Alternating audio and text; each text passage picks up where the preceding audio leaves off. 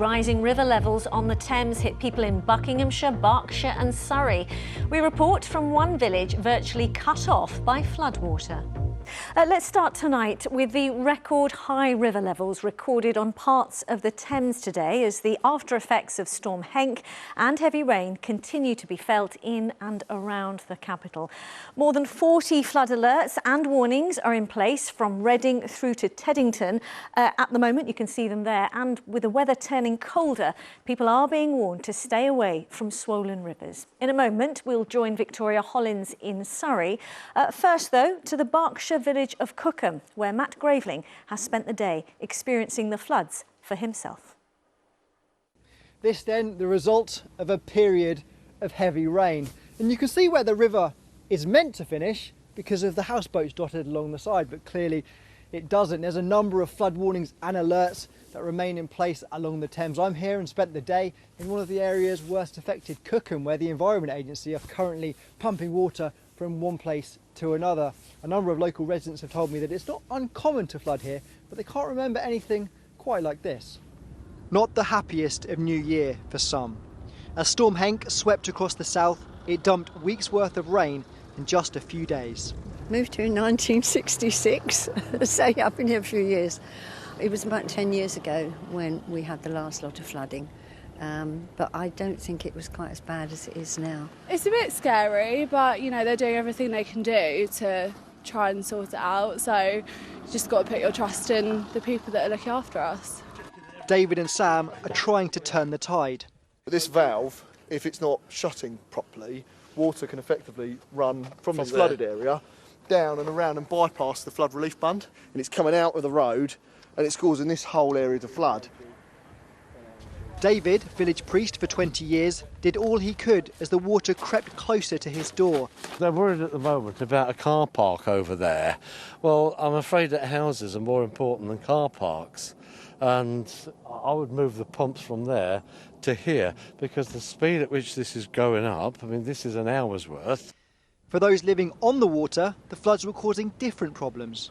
Just watching the currents, it's been amazing. It's easier for me, I'm on a mooring and it's fairly calm, but for people just further around the corner, they're having huge bits of tree trunks smashing against their boat all the time. To put all this into some kind of perspective, there's a measuring station just round the corner at Cookham Lock. That puts the top of the normal range here around 0.6 metres, while today it's more than double that, the latest reading 1.33 metres. And that is just 13 centimetres lower than the highest level ever recorded here in January 21 years ago. The Environment Agency were using a number of pumps to move floodwater away from homes, but this didn't apply to Richard and dog Betty, who had to quickly travel up from Southampton to save their boat. I've got a load of tyres and river defences to keep my boat on the river rather than floating up onto the bank because it'll never come off. And have you ever known anything like this? No, I've seen flooding before, but not like this. While the forecast is dry for the coming days, the Environment Agency warned water levels may continue to rise and asked people to stay away from the river. Matt Graveling, BBC London. Now, the wind and rain caused by Storm Henk may have passed, but for parts of Surrey, the full effects of the extreme weather are only just being felt. Water levels are still high as a result of last week's downpours and have caused the River Bourne to burst its banks, with floodwater breaching homes and businesses. And with 20 flood warnings still in place in the county, residents are not out of the woods yet, as Rags Martel reports.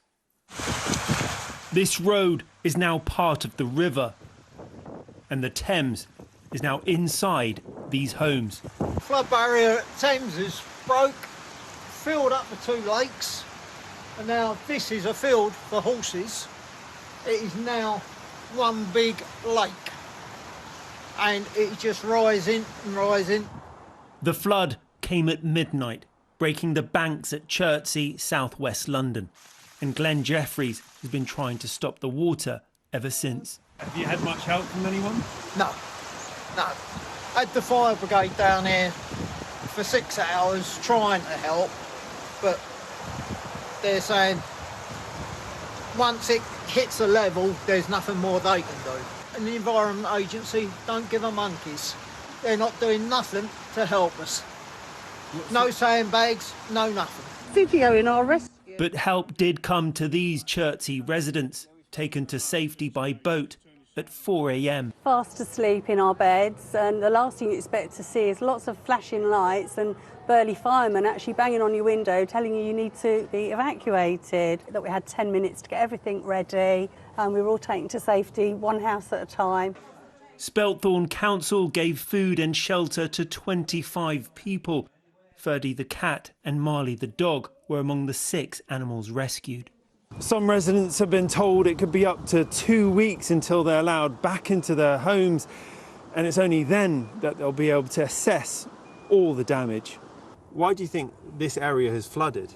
The water from up the Thames is coming down. It's also because it's got a lake behind it, which gets fed by rainwater as well. So it's come from both sides, shall we say, really. Further upriver in Staines, some people gave up walking and canoed along the footpath. And this tree used to stand in a field rather than in the Thames. Tonight, the Environment Agency says teams are out on the ground working to minimise the effects of flooding where possible. Rags Martel, ITV News, Chertsey.